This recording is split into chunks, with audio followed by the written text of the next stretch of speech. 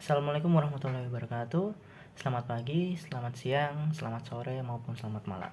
Saya Faza Aulia Mazaya dari Angkatan 2021 Teknik Geologi Universitas Trisakti dengan NIM 072002100016. Pada kesempatan kali ini saya akan menyampaikan sedikit materi tentang Fluid Movements Using Gravity dalam lingkup mata kuliah Geofisika Eksplorasi.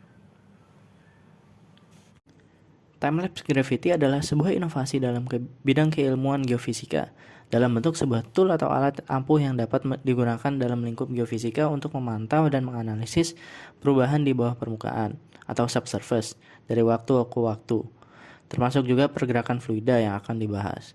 Metode ini melibatkan pengukuran data gravitasi dengan perulangan berkala di lokasi yang sama untuk melacak perubahan densitas material bawah permukaan, baik batuan maupun anomali lainnya. Dengan menganalisis perubahan tersebut, seorang ahli geofisika dapat menyimpulkan pergerakan fluida seperti minyak, gas, maupun air, serta deformasi kerak bumi akibat proses geologis.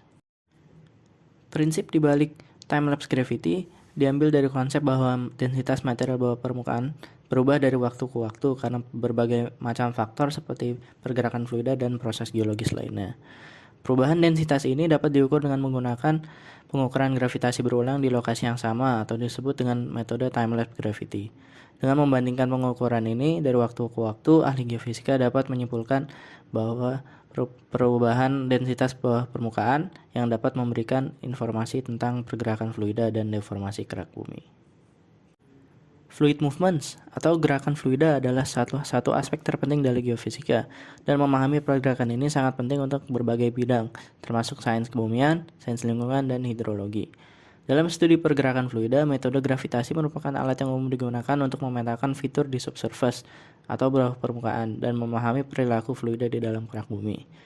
Metode gravitasi didasarkan pada prinsip bahwa variasi densitas batuan dan massa penyusun di dalam kerak bumi mempengaruhi kekuatan medan gravitasi. Dengan mengukur variasi gravitasi ini, kita dapat memperoleh wawasan tentang distribusi dan perilaku fluida seperti air tanah, minyak, dan gas di dalam kerak bumi.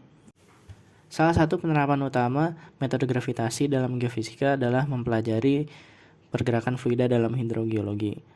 Groundwater atau air tanah adalah sumber daya penting, baik untuk konsumsi manusia, pertanian, maupun industri.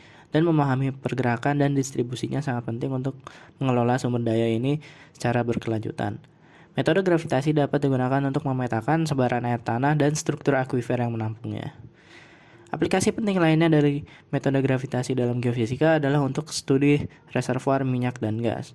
Densitas dari minyak maupun gas jauh lebih rendah daripada batuan di sekitarnya, dan kontras densitas ini dapat dideteksi dengan metode gravitasi. Dengan mengukur variasi gravitasi, kita dapat mengidentifikasi lokasi dan ukuran reservoir minyak dan gas, dan mendapatkan wawasan tentang perilaku cairan ini dari waktu ke waktu. Metode gravitasi juga dapat digunakan untuk mempelajari pergerakan fluida di dalam kerak bumi, seperti magma dan fluida hidrotermal. Pergerakan fluida ini dapat berdampak signifikan pada proses geologis yang membentuk permukaan bumi, termasuk letusan gunung api, gempa bumi, dan aktivitas panas bumi. Dengan mengukur perubahan gravitasi dari waktu ke waktu, para ilmuwan dapat melacak pergerakan cairan ini dan mendapatkan insight mengenai proses yang memicu pergerakannya. Selain penerapannya dalam hidrogeologi, eksplorasi minyak bumi, dan energi panas bumi, metode gravitasi juga dapat digunakan dalam bidang lain, termasuk ilmu lingkungan dan arkeologi.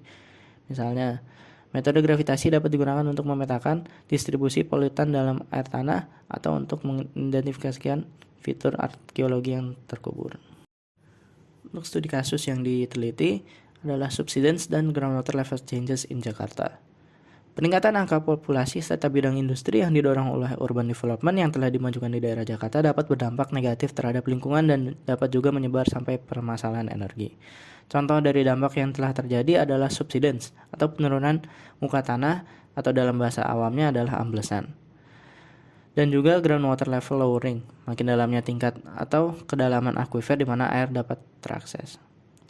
Terlihat dalam tabel adalah data subsidensi tanah sejak tahun 1980-an dengan menggunakan beberapa metode seperti leveling survey, GPS survey, dan INSAR.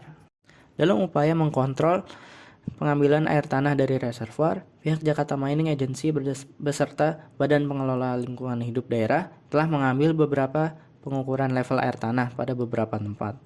Dari pengukuran tersebut dapat diambil kesimpulan bahwa level air tanah dominan menurun, walau ada sebagian tempat yang meningkat.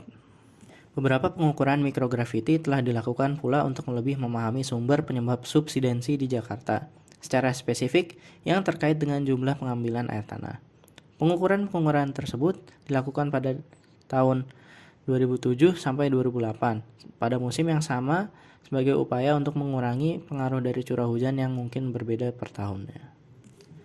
Hasil nilai akhir didapatkan dengan mengkoreksikan anomali-anomali graviti terhadap efek-efek gravitasi dari subsidensi. Secara sederhananya, sebuah pengurangan nilai graviti negative change menandakan penurunan level air tanah dan groundwater withdrawal. Sedangkan sebaliknya, penambahan nilai graviti menandakan kenaikan level air tanah serta groundwater increase.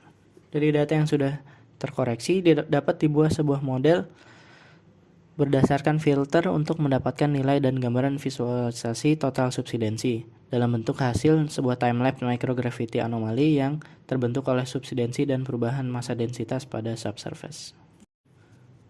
Setelah diketahui data dalam bentuk peta total subsidensi dengan menggunakan korelasi data subsidensi dengan data level air tanah, dapat dibedakan antara subsidensi yang mungkin terjadi dikarenakan oleh pengambilan air tanah maupun yang berdampak oleh load dari bangunan serta infrastruktur lainnya.